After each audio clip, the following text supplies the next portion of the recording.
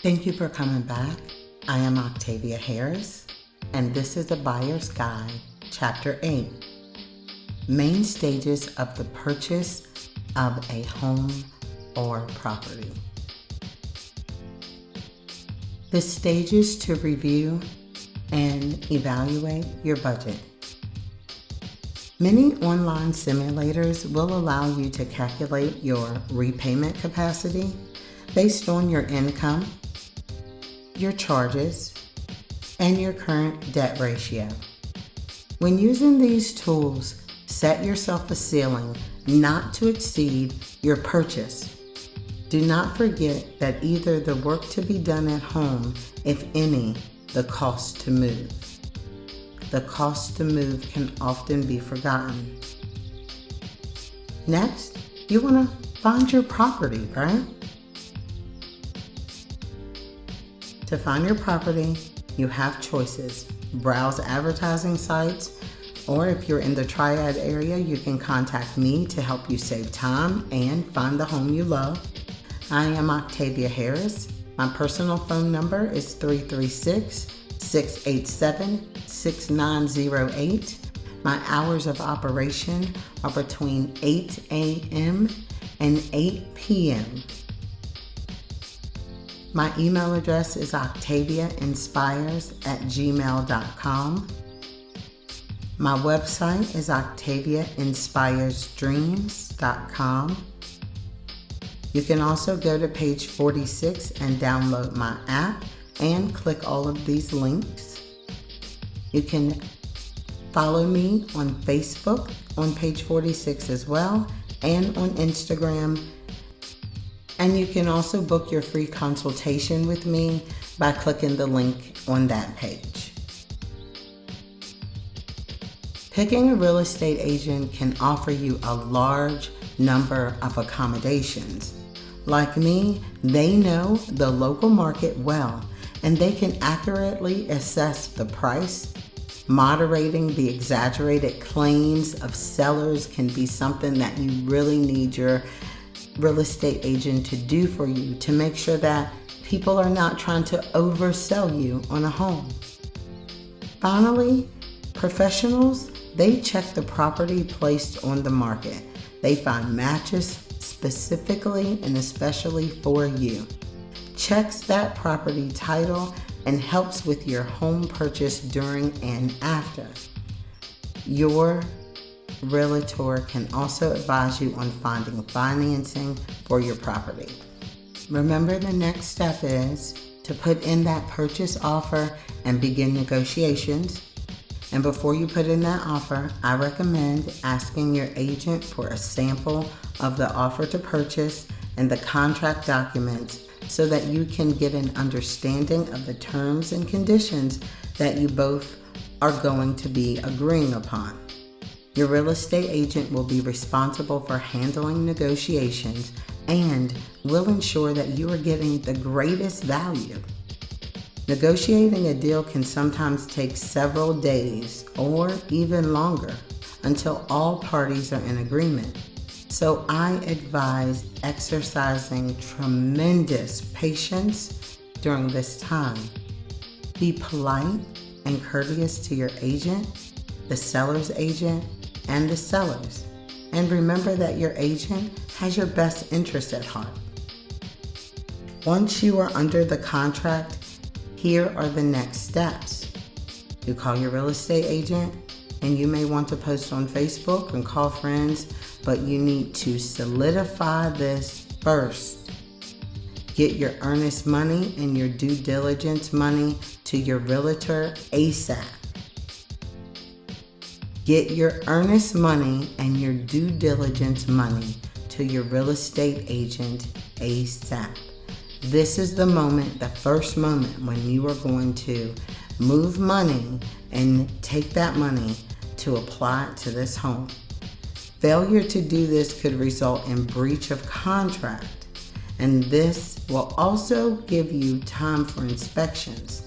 When you give your earnest money deposit or your due diligence, that money goes towards halting the process so that you can have time for an inspector to come out and check that house. This is the most important thing I feel you need to do because it covers you. You don't have to worry about the things that people tell you. You can focus on something that a professional can look for you. Number 3, send your documents into your lender ASAP. Your lender needs those documents immediately. Your most up-to-date check stubs, things like that we covered in documents. Make sure you get those documents to your lender ASAP. Number 4, set a closing date with your attorney. Number 5, set up your home inspections. Unless negotiated otherwise, the cost of these inspections will be your responsibility as the buyer. However, these inspections are crucial to ensure that there aren't any major defects with the home. It is also very important to schedule the home inspections before scheduling the home appraisal, which is different than the inspection, and obtaining mortgage pre-approval. Number 6, get your home appraised. Number 7, due diligence repairs request. Number 8, get home insurance. Number 9, turn on your utilities. Next, let's talk about getting your mortgage offer. During a first meeting with your lender, your financial advisor will study your profile, family situation, income, savings capacity, professional ability, seniority, outstanding loans, real estate, etc.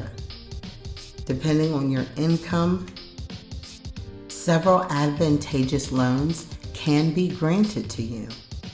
Please be ready to provide your financial institution or your lender state or national identification card, residence permits, proof of address, marriage information, divorce decrees if applicable, your last 3 tax returns, previous salary and income with W-2s, proofs of other income, savings, property income, leases, the last 3 bank statements, proof of other possible credit, title deeds if you already own additional real estate, a compromise or promise to sell.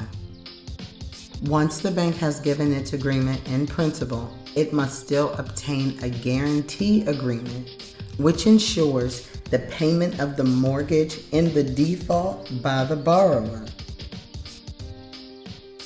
Next up is satisfying all contingencies. This is a big investment. Before you invest your hard-earned down payment on a property, know exactly what you're getting into.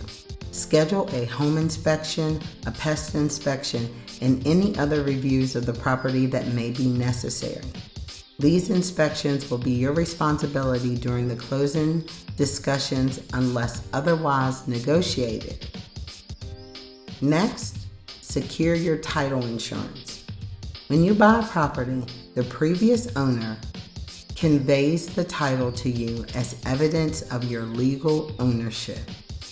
Occasionally, a hidden defect in the title or a mistake in a prior deed, will, or mortgage may have someone else as a legal claim against your property. If such a claim is made, title insurance saves you time and money by covering legal expenses and any claims that arise from issues before your ownership. Next, go to the pre-closing inspection.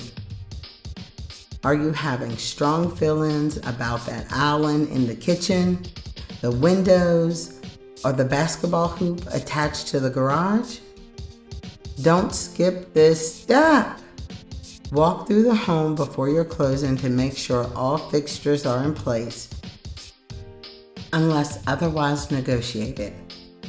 Check for any substantial damage from the seller's move out and make sure that any repairs were made that were discussed in your initial negotiations.